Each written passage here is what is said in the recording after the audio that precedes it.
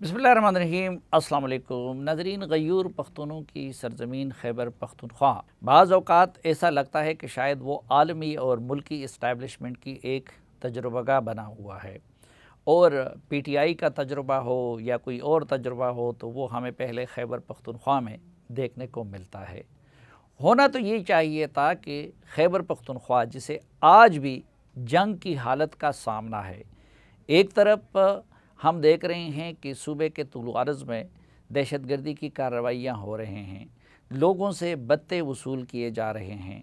दूसरी तरफ आपने देखा कि गुज़िश्ता 3-4 रोज़ ज़िला कुरम में ऐसी लड़ाई हमें देखने को मिली जिस तरह की दो ममालिक के दरमियान हुआ करती है।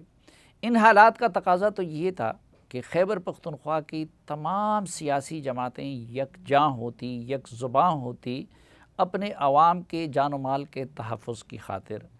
लेकिन बदकिस्मती से इस वक्त वहाँ पे जो निगरान हुकूमत बनी हुई है वो भी तनाज़ात का शिकार है, और 3-4 जमातें उसकी तश्कील के हवाले से मुतरज़ हैं। दूसरी तरफ खैबर पख्तूनख्वा के सबसे बड़े आइनी ओहदे पे फ़ाइज़ गवर्नर हाजी ग़ुलाम अली के बारे में भी जो उनकी इत्तेहादी जमातें हैं उनकी तरफ से आवाज़ें उठ रही हैं। तो आज के जरगे में एक तो हमने ज़हमत दी है और हम मशकूर हैं जनाब हाजी ग़ुलाम अली साहब के, जो गवर्नर हाउस पेशावर से हमें ज्वाइन कर रहे हैं। हमारे साथ मौजूद है साबिक MPA और मुस्लिम लीग नून के अहम रहनुमा जनाब इख्तियार वली ख़ान साहब। उनके साथ तशरीफ़ फरमा है जनाब सरदार हुसैन बाबक साहब, जो कि साबिक सूबाई वज़ीर हैं, और इस वक्त हम कह सकते हैं कि एबल वली ख़ान के बाद खैबर पख्तूनख्वा में अवामी नेशनल पार्टी के करता धरता है। आप दोनों का बहुत शुक्रिया। तो सबसे पहले तो मैं बाबक साहब आपसे जानना चाहूँगा, एक दिन एबल वली ख़ान साहब उन्होंने बड़े जलसे में हाजी ग़ुलाम अली साहब का इस्तकबाल किया और उन्होंने कहा कि आपके गवर्नर तशरीफ़ ला रहे हैं। अभी उन्होंने हलफ नहीं उठाया था, लेकिन अब आपकी पार्टी की तरफ से ग़ुलाम अली साहब के ख़िलाफ़ इंतहाई सख्त ज़ुबान इस्तेमाल किया जा रहा है और उनको हटाने का मुतालबा किया जा रहा है। इसकी वजह क्या है?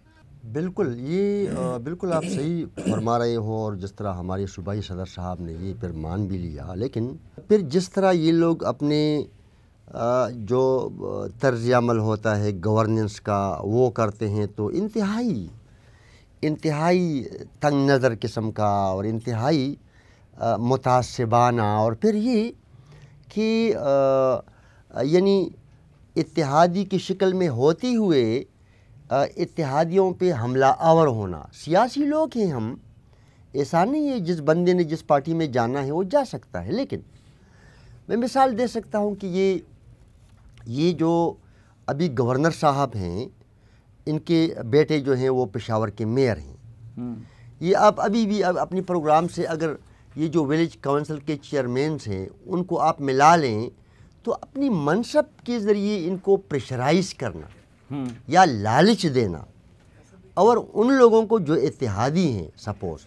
दूसरी बात कि जो गवर्नर साहब हैं उनकी जो आइनी ज़िम्मेदारियां हैं, उनके कुछ इख्तियारात हैं आइनी, यानी अगर देखा जाए तो पख्तूनख्वा की यूनिवर्सिटियां पिछले 9.5 साल से माली और माली बहरान है, इंतज़ामी बदहाली है। गोमल यूनिवर्सिटी को आप देखें, पेशावर यूनिवर्सिटी को आप देखें, जितनी भी हमारी यूनिवर्सिटियां हैं वहाँ पे तो वो तवज्जो नहीं दे रहे हैं। लेकिन गवर्नर हाउस को जमीयत का ऑफिस बनाकर उसका नाजायज़ इस्तेमाल करना इस तरह से। अच्छा, पोस्टिंग ट्रांसफ़र में आप देखें, यानी ये जो प्राइमरी स्कूल टीचर है, गवर्नर हाउस से सूबे के तुल अर्ज़ में टेलीफोन जाते हैं कि इसको ट्रांसफ़र करो, इसको मत करो। यानी हर एक चीज़ में अब ये चीज़ तो इंतहा हो गई है, और ज़ाहिर है करप्शन का तो फिर वो बहुत बुरा मानते हैं। हम खुलेआम देख रहे हैं, खुलेआम देख रहे हैं। अब अगर एक बंदा कहेगा कि नहीं, लेकिन एक सुनी सुनाई बातें भी हो सकती है ना। करप्शन का क्या सबूत है, इसका क्या सबूत है कि भाई आप लोग कह रहे हैं कि उधर से टेलीफोन जाते हैं। सूबे का इंतज़ामी सरबराह तो वज़ीर आला है, ये तो फिर वज़ीर आला की नाअहली है, आप उन पर एतराज़ क्यों नहीं करते? बिल्कुल, ये मैं नहीं कह सकता कि उसकी नाअहली है क्योंकि वो बुज़ुर्ग आदमी है, लेकिन ज़ाहिर है उसकी गफलत भी है। بہت بڑی کوتاہی ہے، اپنی ذمہ داریوں سے غافل ہے وہ، ورنہ کیوں مطلب گورنر صاحب جو ہیں، آپ یہ کرپشن اور آپ کس طرح وہ ہوگی کہ یعنی نیپوٹزم پہ، اقربت پروری کی بنیاد پہ CNW میں یہ لگا ہوا ہے، ریونیو میں یہ لگا ہوا ہے، اریگیشن میں یہ لگا ہوا ہے، پولیس میں یہ لگا ہوا ہے، یعنی کون سا ایسا محکمہ ہے جس میں یہ غیر ضروری یعنی مداخلت نہیں کر رہا؟ اختیار ولی صاحب، اب آپ کے اپنے وزیر اعظم کے لگائے ہوئے گورنر پہ پہلے تو تنقید آپ کی شہباز شریف صاحب پہ بنتی ہے نا، تو آپ غلام علی صاحب کے پیچھے کیوں پڑے ہوئے ہیں؟ دیکھیں، ہم PDM کا حصہ ہیں، اور گورنر جو تھا تو وہ اس کو PDM کا حصہ ہونے کی وجہ سے، JUI کی وجہ سے ان کو لگایا گیا ہے۔ آپ PDM کے گورنر ہیں، آپ نے دیکھا کہ شہباز شریف اگر مرکز میں وزیر اعظم ہے، مولانا صاحب اگر کوئی سٹیٹمنٹ دے دیں یا کوئی ناراضگی کا اظہار کرتے ہیں تو اگلے دن ان کو بلا لیتے ہیں، وہ بیٹھ جاتے ہیں۔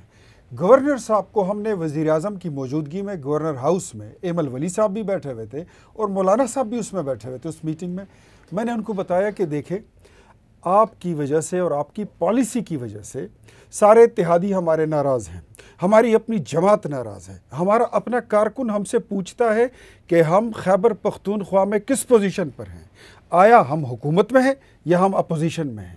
اب یہ ڈسکریمنیشن ہے، یہ امتیازی سلوک ہے کہ گورنر ہاؤس سے ہمارے لوگوں کو اپروچ کیا جاتا ہے، ہمارے حلقوں کو انفلوئنس کیا جاتا ہے، وہاں پہ انٹروین کیا جاتا ہے، ہمارے حلقوں کو توڑا جاتا ہے، ہمارے بندوں کو توڑا جاتا ہے، ان کو لالچ دی جاتی ہے۔ کوئی پالیسی سازی جب سے یہ گورنر بنے ہیں، ان کو قریباً کچھ سال ہونے والا ہے، یہ بتائیں انہوں نے PDM کے، میرا ان سے اتنا ہی گلہ تھا کہ آپ صوبائی صدور کو، جنرل سیکرٹریز کو، میں نے ان کے جنرل سیکرٹری کا بھی بولا ہے کہ اس کو بھی بلائیں، جو پالیسیز بنتی ہیں وہ یہاں گورنر ہاؤس میں بن رہی ہیں۔ نہیں، گورنر ہاؤس میں کیوں بنے؟ گورنر کا پالیسی بننے سے کیا، وہ تو وزیر اعلیٰ ہاؤس میں بننی چاہیے۔ تو وزیر اعلیٰ جو ہے وہ تو خیر PTI کا نامزد کردہ گورنر ہے، CM ہے، وہ اگر نہیں کر سکتا وہ ٹھیک ہے، لیکن ان کے سارے لیکن گورنر کے پاس تو انتظامی کوئی اختیار نہیں ہے نا، وہ تو آپ ان سے غیر آئینی مطالبہ کر رہے ہیں۔ اچھا، اور PDM کا گورنر کیوں؟ اگر ہمارا یہ مطالبہ غیر آئینی ہے تو پھر posting, transfer, secretaries, commissioners, deputy commissioners, DOs، DHOs، ان کی ٹرانسفر پر گورنر کا انفلوئنس کرنا یہ بھی پھر غلط ہے، پھر نہ کرے تو چیزوں کو پھر نیوٹرل رہنے دیں۔ میں تو یہ کہہ رہا ہوں کہ اس میں آپ جب سے گورنر بنے ہیں، آپ کی جماعت کا کام ہو رہا ہے۔ نہیں تو یہ تو آپ کے وزیر اعظم کا لگایا ہوا ہے، ایک دستخط سے ہٹ سکتا ہے۔ تو مجھے چیف سیکرٹری آپ کے وزیر اعظم کا لگایا ہوا ہے، IG ان کا لگایا ہوا ہے، وہ ان کے غیر قانونی احکامات کیوں مانتا ہے؟ یہ جو تقرری ہے یہ کانسٹیٹیوشنل تقرری ہے، لیکن یہ سیاسی بھی ہے۔ اب سیاست میں ایک بندہ اگر مولانا صاحب کی سفارش پر ایک بندہ لگ جائے تو اس کو ہٹانا جو ہے وہ مطلب اتنی جلدی فیصلے بھی نہیں ہوتے ہیں، لیکن اس کا ہٹانے کا تو وہ تو بالکل آخری مرحلہ ہے، اس سے پہلے تو بات چیت ہوتی ہے، مذاکرات ہوتے ہیں۔ انہوں نے کیوں نہیں بلایا؟ یہ کیوں نہیں بٹھاتے ہیں سارے اتحادیوں کو پاس بٹھا کے؟ کیا وہ جو PTI کے تو آپ کی باتوں کا تو مطلب یہ ہے کہ صوبہ وزیر اعلیٰ نہیں گورنر چلا رہے ہیں؟ Definitely, of course.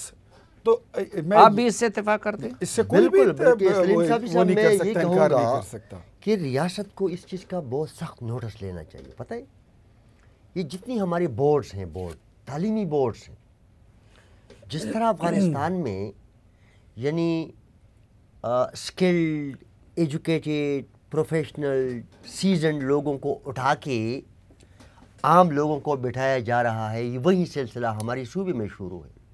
جتنی بھی ہماری فار فلنگ ایریاز ہیں، ہلی ایریاز ہیں، ان تمام علاقوں کے سکولز جو ہے وہ خالی کر دیے گئے ہیں۔